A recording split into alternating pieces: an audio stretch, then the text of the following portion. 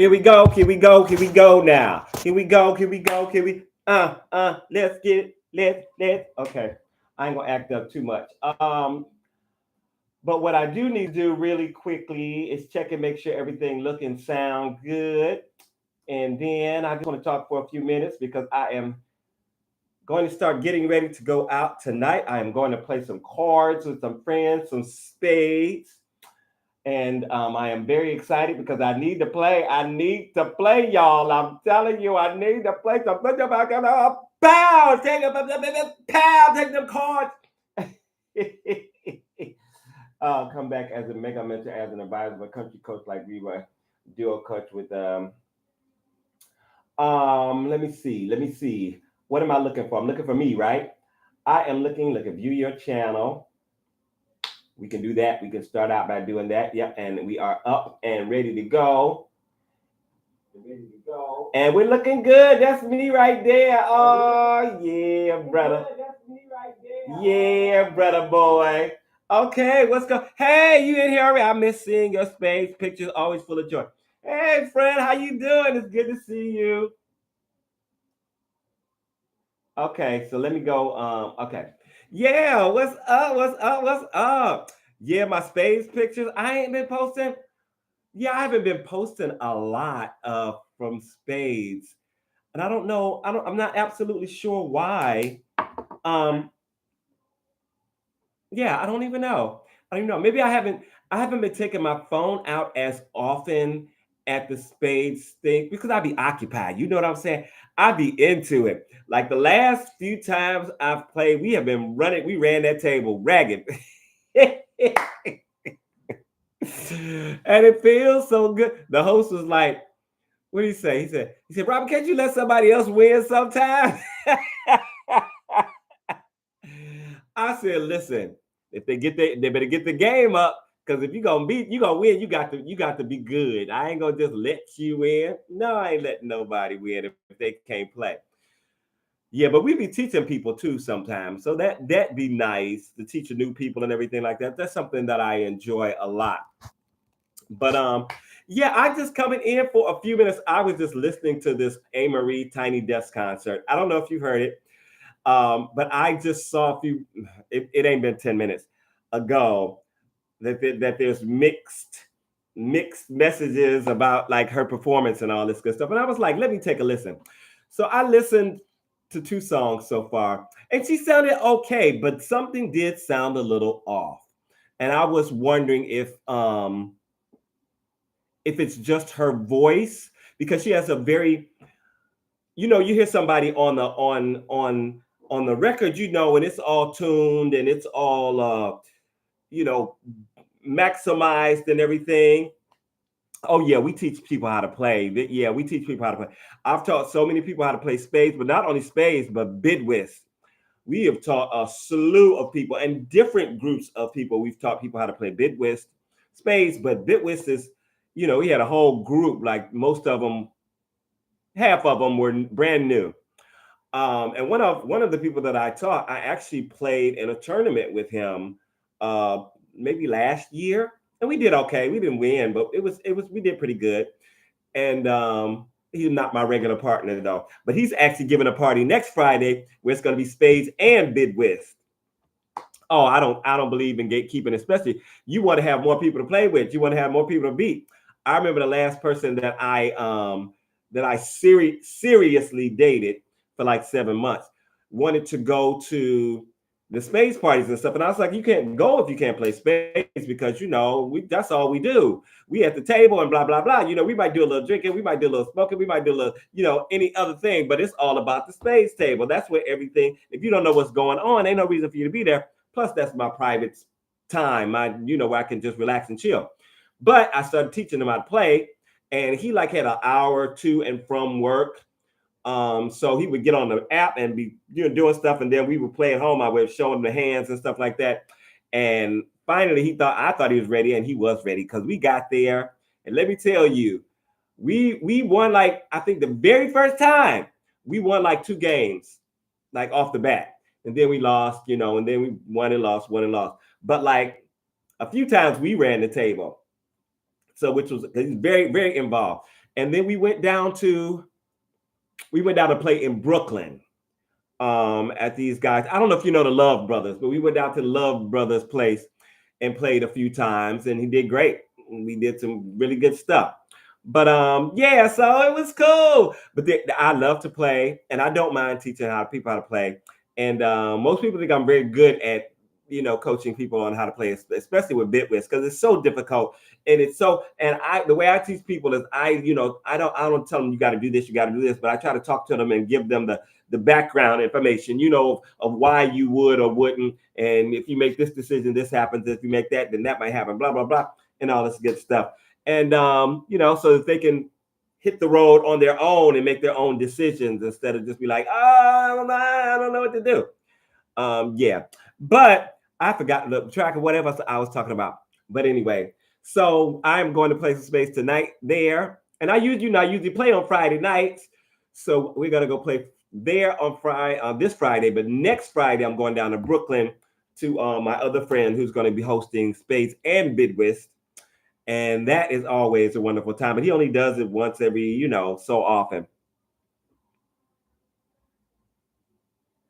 Oh, that's terrible. If you ain't do it yet, you out of luck. That should never be. Some people have no patience, especially if they get a chance to play. And especially if they don't play that often. If you only get a chance every now and then yeah, you're more likely to be like, I don't feel like I just want to play. I just want to play.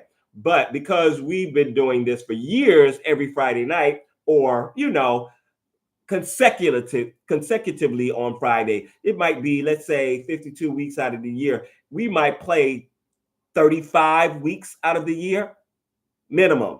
So we have a lot of time, and there's always people who are new there who don't play, who we want to get to play because we want to have more people to play with. We have more people coming up next than we have, because sometimes it's fun when you're playing and you get somebody up on the table, because I'm always like, next. They know me.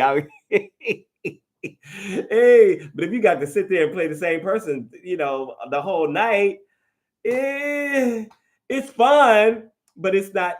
There's not that impetus. If we lose, we gotta get up. And when you have that, you play. I think you play better.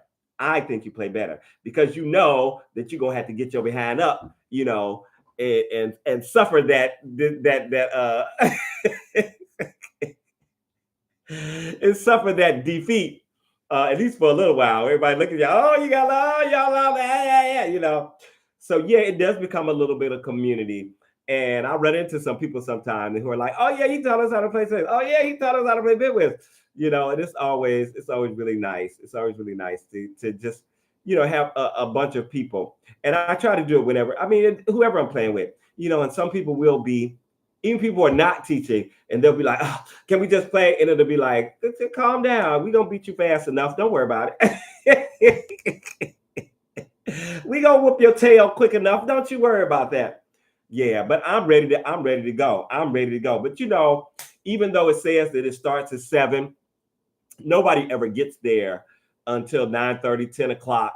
So I try to go later and later, and I'm still not always, but usually one of the first people there. So what we usually do is we'll watch Drag Race at 8 o'clock. So generally my target time to get there is 8 o'clock, and then we watch Drag Race and Drag Race. And then while other people are coming, then we'll start doing our thing. But once I get into Drag Race, I'll be like, y'all go ahead and play. Y'all get warmed up, all right? Because I'm already ready. Y'all get warmed up, and then I'll be over there when the show is over with.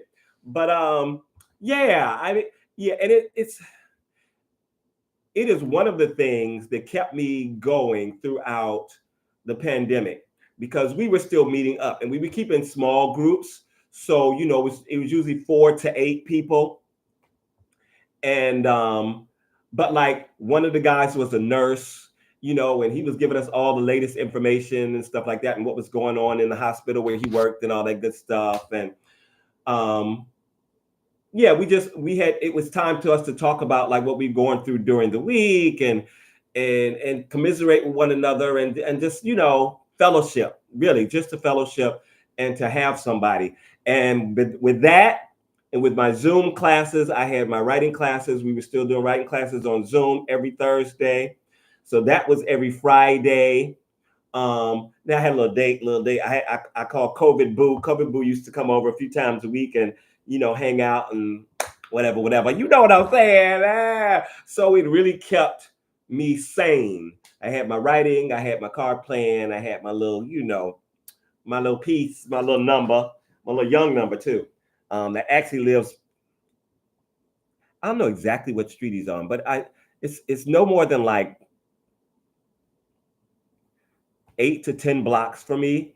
Yeah. So we still run into each other and stuff like that. But yeah, that petered out. Anyway. So, oh yeah, okay, Amerie. Okay. So I just listened to the first two songs and I'm like, let me get on here and talk about this really quick because I feel like there must be a whole, oh my God. I feel terrible to say this, but the post-production in her records has to be some serious stuff, because I mean her voice is okay. In places it sounded a little weak, a little tinny. I wasn't liking the texture in places. It was all right. If I saw somebody singing like that even on the street, I keep walking. Or if I saw somebody in a competition, I'll be like, oh, they ain't gonna win. She wouldn't make it on. She wouldn't have made it onto The Voice or onto American Idol. And again, not terrible, just not great. And I feel bad for you saying she looks wonderful. Oh my God, she looks. I mean, I think she's 45. I mean, she looks like she's 35.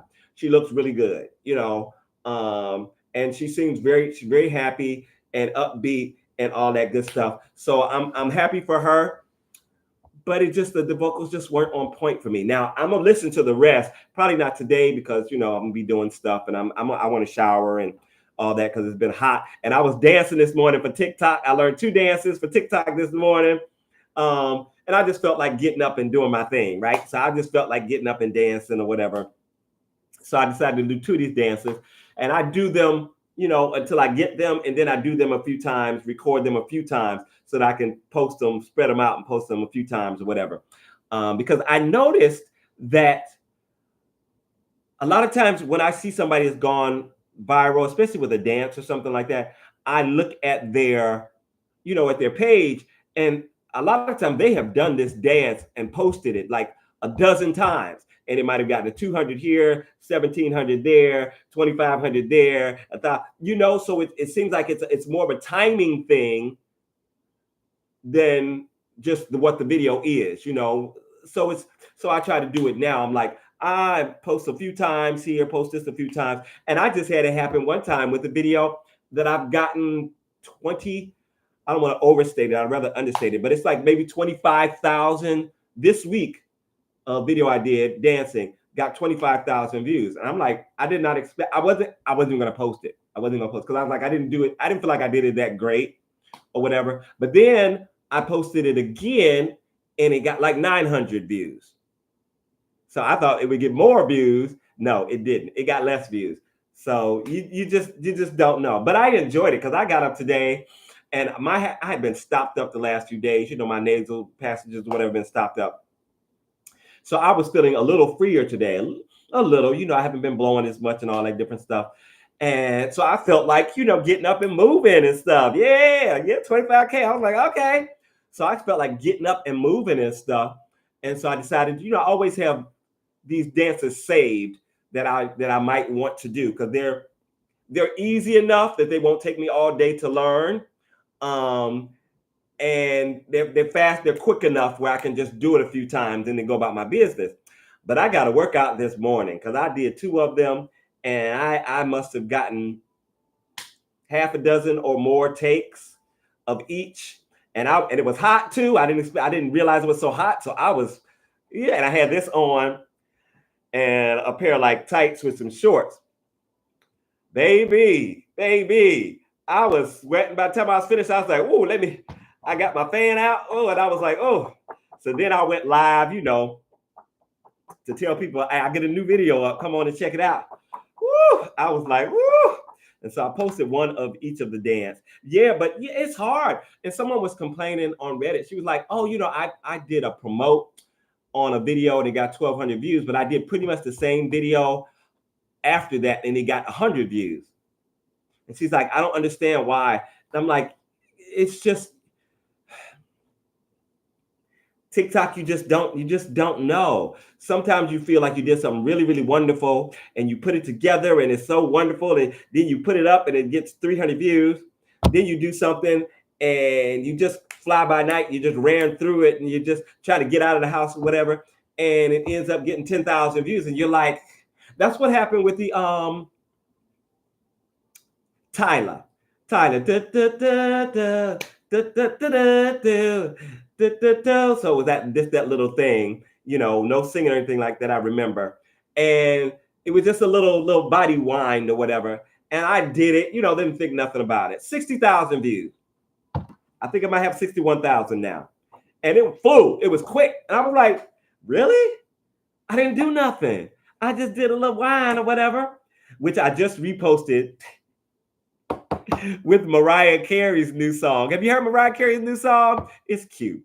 It's a sample of a very popular song back in the day, and I forget what song it is at the moment. But it's cute. I enjoyed it. So I was like, I need to do something with this. So I did one video of, I don't know what I was doing. I did something or another. And then I did another video on my vlog channel where I reposted, because I want to find something I could just put up real quick. So I reposted the Delta and it fit in. The music fit in really good. So I was like, okay, we can do this. Let's do this. Yeah. But yeah, anyway. But social media is just a nutcase. But I'm working towards something now. And I'm trying to make a certain amount of coin by the end of the year. So I'm getting a little more serious about it, getting on here, doing a little bit more often and all that, like that, those there things and that this and that, but I'm just excited. I don't know. I'm so excited. I don't know why I'm so excited. I don't know why I'm so excited. Maybe just because it's going well, or maybe because I feel better, or maybe because, things that I went to I had I do a creative writing workshop for over 10 years now. And so we did that on Thursday, but the day before, Wednesday, I went to a Museum of Modern Art and I did an LGBTQ blah, blah, blah poetry workshop. That was so wonderful. It was so good. We had the whole process that we had to go through and I enjoyed it so much. And they just sent out an email, thanking everybody and stuff. And I didn't do the survey. That's what I need to do, the survey. Because I really enjoyed it. And then they posted some stuff, they sent us links to other things that we could come and attend and, more MoMA stuff if we wanted to go to the museum for free or whatever. They were like, just let us know 48 hours in advance and we can get you guest list tickets. Blah. And I was like, yeah, of course I want to go. I can't wait for somebody to come up in the city and be like, oh, I want to go to the museum. Let's go to MoMA. Yes. Yes, let's go on over to MoMA. I have a personal connection there. But it was really, really nice. And I met a few people, and one girl was talking about not most of the poets and stuff that she knows are living in Brooklyn, but she's uptown. And I was like, oh, well, I'm uptown. And then somebody else was like, oh, I'm uptown. So like maybe 4 or 5 of us got together and exchanged Instagrams and stuff like that. And already they have something planned for Sunday, and it's virtual. It's on Zoom, but I'm going to try to make that on Sunday. To start, because I'm trying to get into some communities and stuff for my poetry. I've been submitting it to places, but sometimes you get faster publication through recommendations or through someone who actually knows you. They've seen your work, they like you, and they're like, oh, I'm working on an anthology. Would you like to submit something? Or a friend of mine is looking for blah, blah, blah. And that's the type of thing you do. I think he would enjoy it. Then you should send it over to them. So that's a great way to fast track yourself into, publication. And I realized that from doing, this writer workshop and meeting different writers and stuff like that. And the mentor being like, oh, so-and-so would like that, or oh, you should submit this to, and I do the same thing now with people that I run into. I'm like, oh my God, I was just looking at something that's good, would be good for you, and tell them to go ahead and submit. Now, it's not my job to submit for them. I just let them know. And hopefully when something comes up, they'll let me know. If something comes up for me, they will let me know. It's kind of that networking. You know what I'm saying? And I was talking to someone. She's a band leader, and we've been working together a little bit now and then.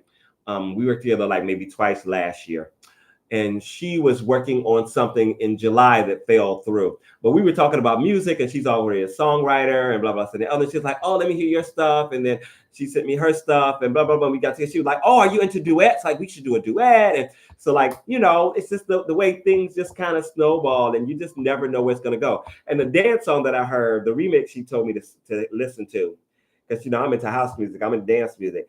It was on point. I was like, oh my God. I was singing it walking down the street to the grocery store. I was like, oh, hey. It was so good. It was really good. And she's older. She's an older woman, older than me anyway. But it sounded so great. And the mix was delicious. And I also listened to a ballad of hers that was really good. So I'm like, yeah, I'd be great to write something together and do a little duet or whatever. So Robert is out here being productive. I've had a poems workshop the last 2 weeks in my workshop, and then they asked me to submit something else for next week. So 2 people are submitting for next week because we're coming to like the end of our semester.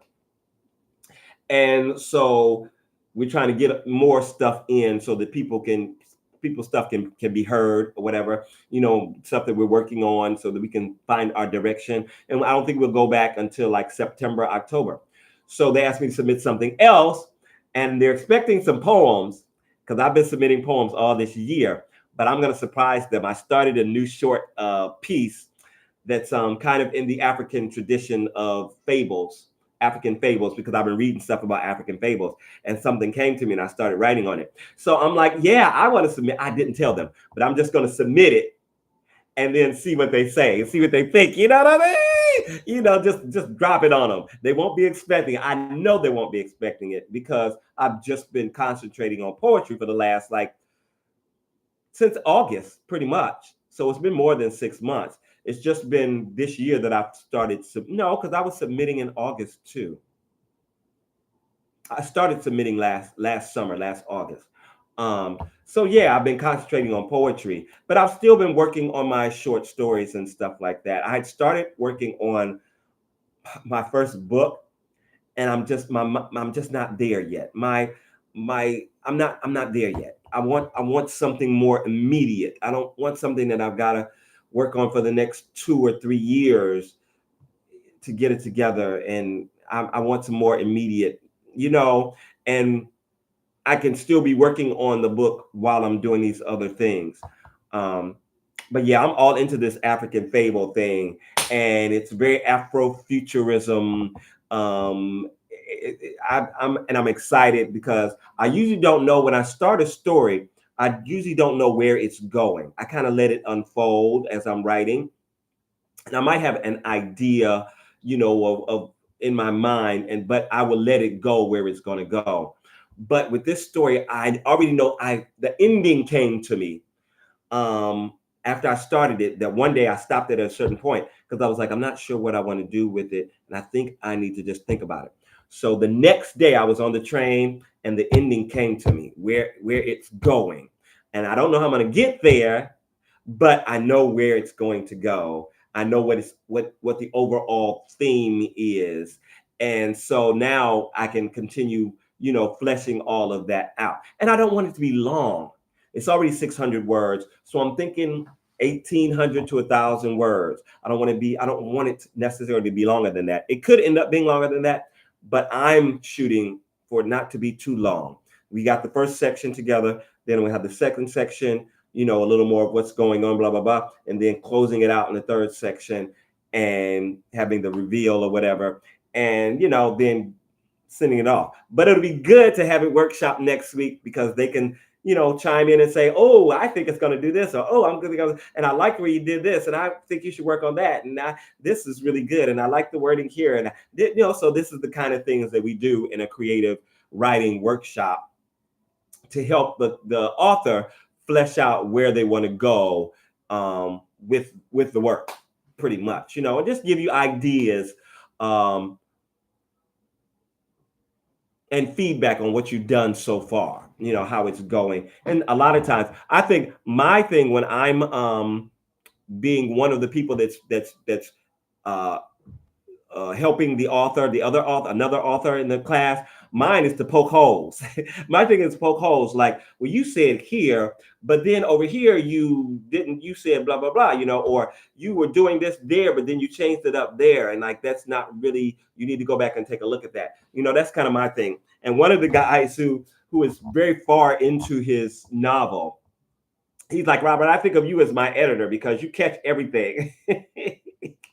I'm like, I wish I could be an editor and make some money as an editor. But you know, I guess that all comes with time and with getting to know people and stuff, because that's how some people start out editing. They start out just, you know, they're working with some people, the people like the way that they do, blah, blah, blah, whatever. And they're like, I want you to be one of my editors, you know, or I want you to help me edit this book and let us the other and give you credit and all that good stuff like that. So fingers crossed, maybe I'll be an editor on a novel before I'm even a novelist, before I'm a, you know, before I release my first book. You know, I am an author. I'm a published author. I have several short stories published. But I haven't published my first book, and I do not know when that's going to happen. Even my the facilitator for this group, for this class, is a wonderful writer. He's been nominated for a few awards, pushcart awards, and his first book has been in the editing process for at least a year to 16, 18 months now. And that's a lot. To me, that's such a huge commitment, you know. So he's finished it, and now they're going back and editing it and working through this and rewriting. And oh my God, it's crazy. It's crazy to me. But I hope that it'll be published soon. He doesn't like to hear too much about it because it's frustrating him, but but hopefully it will be published soon. Yeah. And I'll be right there on the bandwagon. I'll be like telling everybody about it and be like, you got to go check out this book. You got to go check out this book. Because he is crazy inventive. He writes mostly sci-fi. And you know the story of the princess who kisses the frog? Well, he did a story where it actually goes backwards. It goes the other way. And it's just amazing the way he did it, the way he, oh my God. I was just, when I first, I was blown away. And then he does another one. It's called Handy by John Sanchez. And it's about AI in your hand. And it's a crazy ride. It really is. It's so good. I'm like, I aspire to be like half as good as he is, really, as a writer, because he's friggin' amazing. And he's a lawyer. But he's just frigging amazing. All right, so I'm about to get up out of here. I already stayed here longer than I said. I thought I was. I was just gonna come in here and say hello. Hey, how you doing? What's going on? I'm not gonna be singing today. I often sing in my lives. I'm not gonna be singing today because I was singing a lot in my TikTok live. So I am just going to say goodbye. Thank you for coming through. If you're watching this after, when it's posted up, make sure to say hello, thumb it up, and whatever. Tell me where you're from and all that good stuff if you want to. If you don't want to, you don't have to. At least say hi. Hey, Robert, what's going on? So this is Robert Anton, your singer, songwriter, actor, author, poet. I am signing out. Peace. Have a great weekend. Now, how do you cut this thing off? There it is, in the stream. We're going to end the stream, in the stream.